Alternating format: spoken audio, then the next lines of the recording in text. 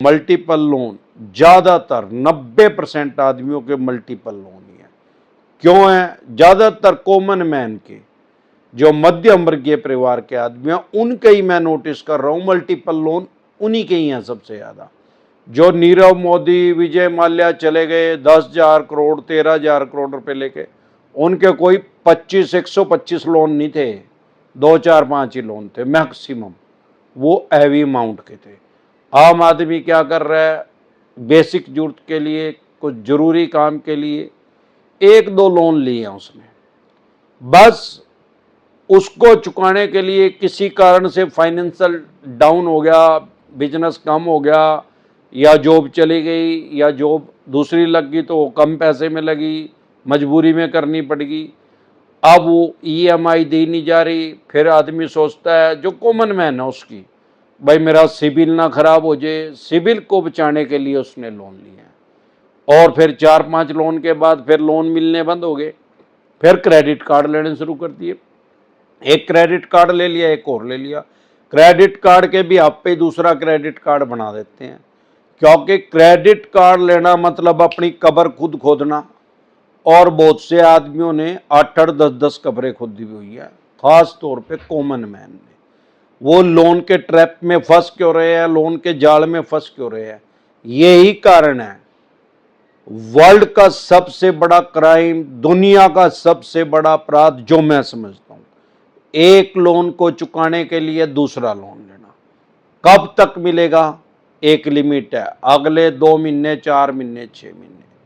अगर ऐसी critical situation आ गई है कि पिछले लोन को चुकाने के लिए आगे लोन लेना पड़ रहा है, तो स्टॉप लॉस, सिबिल खराब होगा होने दो।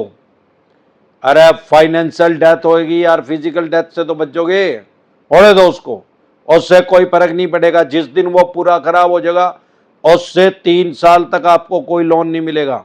3 साल के बाद कोई सिक्योर लोन मिल सकता है, और 4 साल के बाद जितना मर्जी अनसिक्योर लोन लेना, जिस मर्जी बैंक एनबीएफसी कंपनी से। अगर आपका उस टाइम बैंक ट्रांजैक्शन सही होगी या उस टाइम जॉब लग गई, तो आपको इजिली लोन मिल जाएगा, उससे कोई फर्क नहीं पड़ेगा। हाँ, सेटलमेंट कर ली तो सेटलमेंट तो लाइफ टाइम के लिए लिखी रहेगी, जब तक हरिद्वार जाओगे। कोई ये कह रहा है मैं उसको सेटलमेंट को 100% बकवास कर रहा है। इन्होंने राइट ऑफ कर दिया, रिटर्न ऑफ लिखा रहा है आपके अकाउंट में, आप अपना सिबिल चेक कर रहे हैं, वो भी हरिद्वार जाने तक लिखा रहेगा, वो कभी कटेगा नहीं। राइट ऑफ का मतलब क्या है? इन्होंने अपने लेजर में से, अकाउंट में से, बही खाते में से, पोर्टफोलियो में से उसको डिलीट कर दिया है। बैंकिंग की भाषा में उसको बट्टा खाता बोलते हैं, अमरदीप कादियान की भाषा में उसको बंक के बारे में बोलते हैं। अब सवाल यह आता है कि कितने टाइम तक परेशान करेंगे?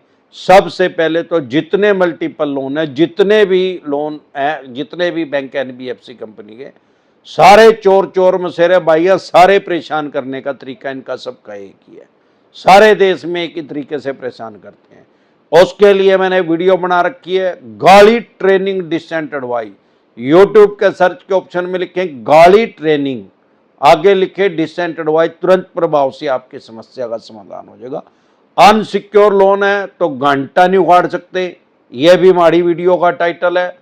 यूट्यूब के सर्च के ऑप्शन में लिखें घंटा नहीं उखाड़ सकते, आगे लिखें डिसेंट एडवाइस। 21 लाख से भी ज्यादा आदमी देश विदेश में इसको देख चुके हैं और अपने राइट्स और अधिकार जान चुके हैं कि इसमें बिगड़ता कुछ नहीं, उनको पता लग चुका है। साथियों, पहले 2 3 महीने ज्यादा प्रेशर डालते और हमेशा जो भी क्रेडिट कार्ड का उसमें ज्यादा प्रेशर डालते हैं। कानूनी रूप से कोई प्रेशर नहीं डाल सकता, कोई आपकी सोशल इंसल्ट नहीं कर सकता, कोई आपकी सामाजिक प्रतिष्ठा को खराब नहीं कर सकता। अगर ये ऐसा कर रहे हैं तो इनकी एफआईआर दर्ज करवाएं, इनका पर्चा दर्ज करवाएं नियर बाय पुलिस स्टेशन में या कंट्रोल रूम में फोन करके, या 499500 में आप इनके खिलाफ मुकदमा भी दर्ज कर सकते हैं मानहानि का। उसमें आपको कंपनसेशन मिलेगा, मुआवजा मिलेगा, और इनको जेल का भी प्रावधान है। डरे घबराए नहीं। अगर आपके यार प्यारे रिश्तेदार को फोन कर रहे हैं तो हमारे देश में आईटी एक्ट इंप्लीमेंट हो गया, 2000 में लागू हो गया आईटी एक्ट। उसके अकॉर्डिंग कोई भी आपके फोन को हैक नहीं कर सकता। अगर ये ऐसा कर रहे हैं तो ये आईटी एक्ट की धारा का उल्लंघन कर रहे हैं, आईटी एक्ट का, उसका वायलेंस कर रहे हैं। उसमें भी इनको जेल का प्रावधान है। आप आईटी एक्ट का अकॉर्डिंग इनके ऊपर केस रजिस्टर्ड कर सकते हैं। साइबर क्राइम्स के नाम से थाने खुले हैं जो आईटी का ही काम देखते हैं सारे देश में, और ऑनलाइन भी इनकी कंप्लेंट कर सकते हैं। cybercrime.gov.in पे जाके इनकी कंप्लेंट रजिस्टर कर सकते हैं, या direct near by police station में, जो भी आपके नियर बाय पुलिस स्टेशन है वहां पे भी जाके कंप्लेंट कर सकते हैं। और साइबर क्राइम के नाम से भी पुलिस स्टेशन खुले हैं, वहां पे जाके रिटर्न में इनकी एफआईआर लॉन्च कर सकते हैं, इनका पर्चा दर्ज कर सकते हैं।